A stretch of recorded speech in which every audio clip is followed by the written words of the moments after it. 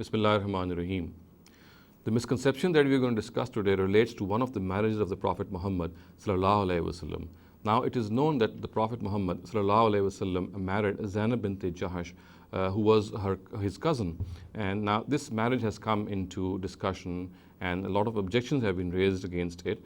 And the primary reason is that one of the books, Muslim history books, the Tarikh of Abu Ja'far Ibn Jarir Tabri, has recorded a certain incident vis-a-vis this marriage, which has become a basis of objection on the personality of the Prophet Muhammad sallallahu alaihi wasallam. It is recorded in this book of history that once when the Prophet was visiting the house of Zayd ibn Harisa, who was his adopted son, he was also a slave, and he had liberated him and had adopted him as his son. Once when he was visiting his house after his marriage with Zainab bint Jahash, Zayd of course was not at home, and Zainab, it is said, was changing her clothes, and ma'azallah, the Prophet Muhammad saw her while changing her clothes, and he fell for her. And na'uzubillah, it is said that it was here that the Prophet Muhammad sallallahu alaihi wasallam was actually thought of the fact that he would like to marry Zainab. And when Zayd bin Harisa came to know that the Prophet had visited his house, and he also came to know of the details, he at once went to the Prophet and said that he'd like to divorce his wife Zainab so that he could marry him. And this whole incident is recorded in the Tarikh of Abu Ja'far Tabri.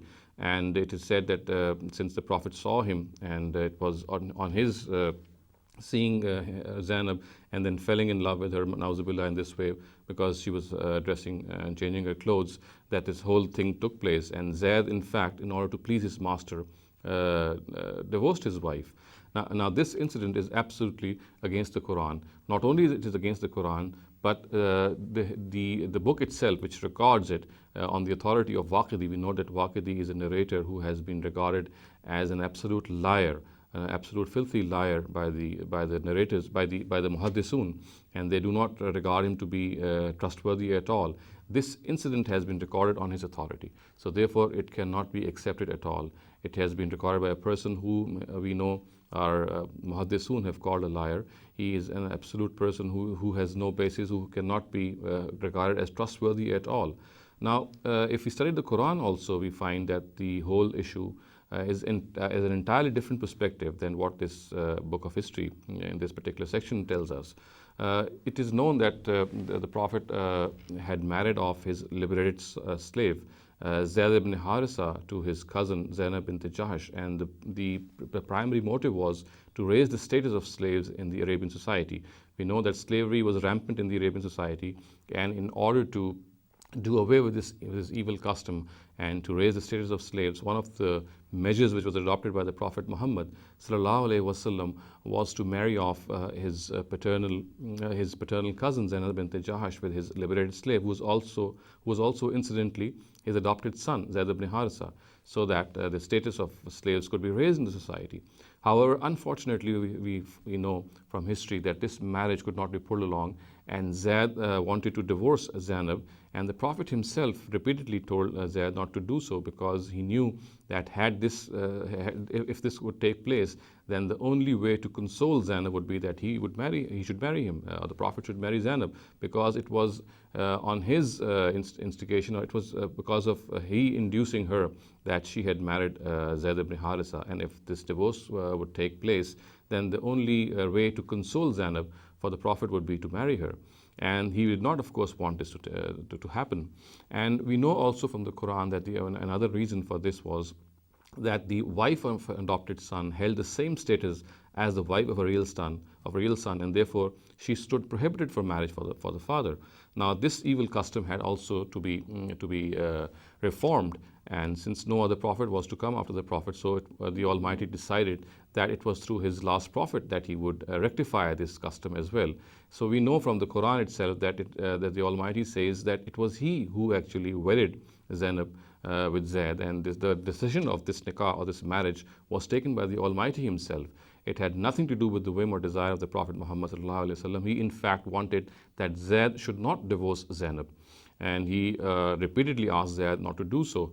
And of course, as the Quran indicates, that the reason being that he knew that if this would happen, then of course the only way to console Zainab would be that the Prophet would have to marry her. And the other thing, as I said, was the Quran.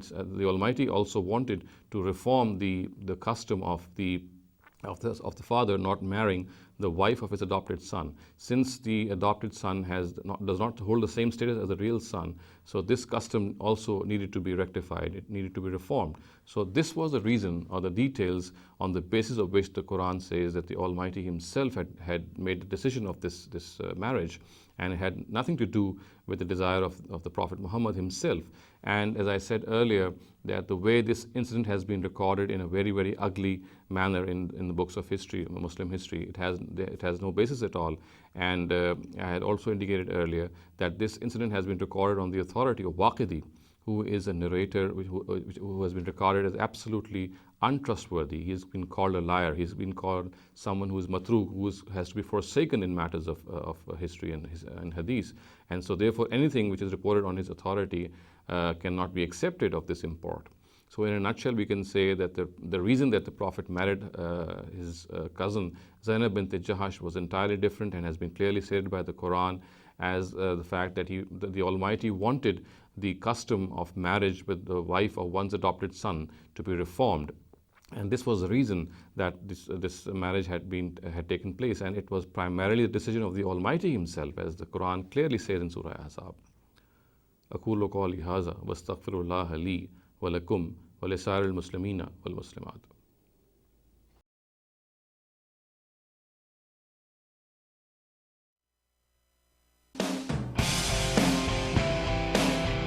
Won't you listen to reason? Will you open your eyes? William in New Bern, how are you? Pretty good, y'all. Pretty good. Good. Oh, that you or me, Beacon? Go ahead. Okay. Keep on hearing that. Hello? Yeah, I keep on hearing that on mine, and Well, it's not the stream. I have it muted. are you on a cell phone? Yes. Yeah, that's probably the problem. We see that a lot with cell phones. So just try and get your question out, and we'll address it as best we can. Oh, not bad. I tried calling last week when Jen brought up the marriage equality, and I'm wondering, as opposed to gay marriage, if having marriage not a legal institution would be the best way for marriage equality. I don't see how that's practically feasible. I don't think it's likely to happen.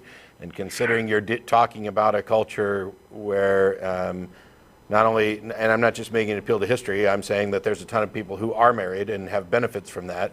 You would have to rewrite so much of the law to wipe out marriage benefits and institute a whole new section of contract law to reestablish those benefits in another way.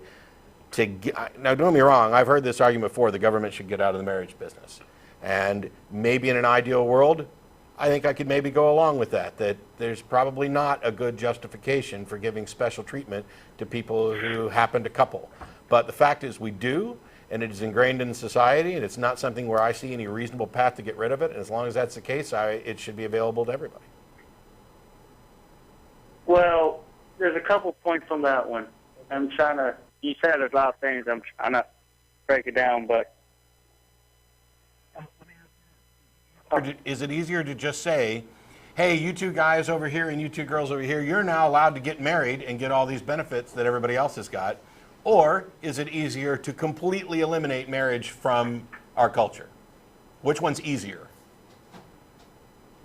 There are two guys and two women. There you go. I'll concede that point.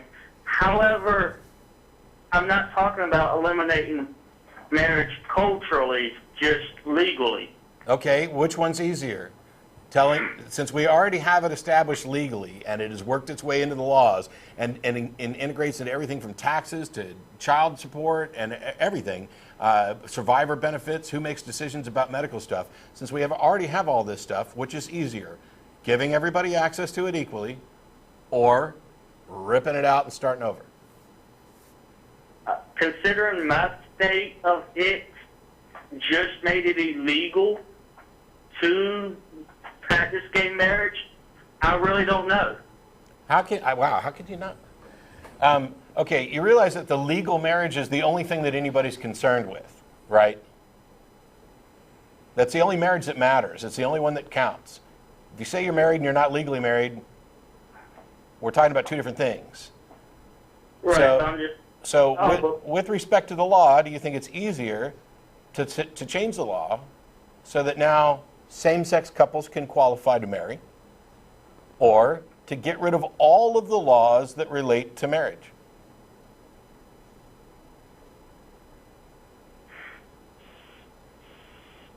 I mean,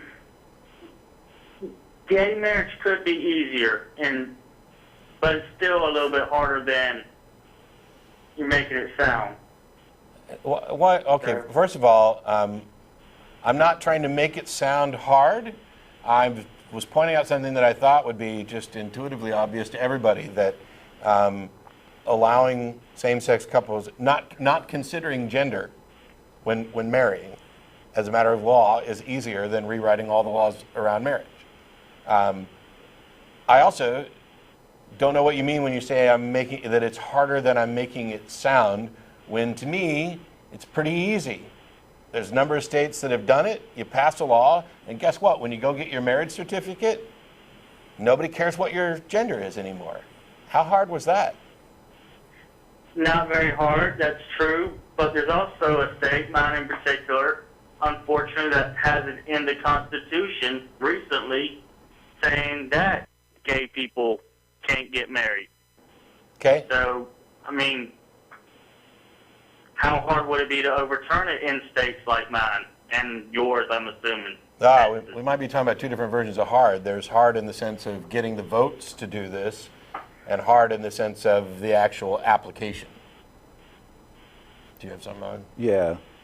Yeah, I mean, all the infrastructure in the legal system is already there for marriage. It's just a matter of not discriminating. So in that respect, it's easy. You just stop caring what the genders of the people applying for the marriage license are. But when people add these things like you're talking about, the Constitution amendments and things to, specifically prohibit people from having the same rights as others, that's, that is hard to overturn in some states. I'll agree with that. But it would be harder to, like Matt said, remove the institution of marriage from all the legal system. Yeah, I wonder which of those amendments would be harder to pass. Let's get rid of the amendment that we passed because we didn't want gay people to get married, or let's pass an amendment that gets rid of marriage. Yeah. I'm not actually. If there was enough support for it, we could get everybody behind it. I might actually vote for it. For which one? For the elimination of special benefits for people who are married.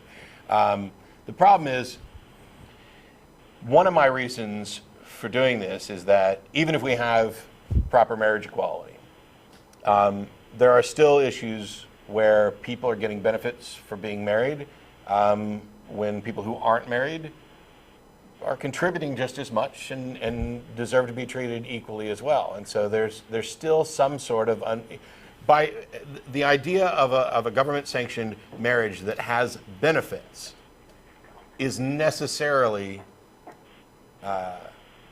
going to perpetuate inequality. It's always going to be married people, single people. There's always going to be some inequality.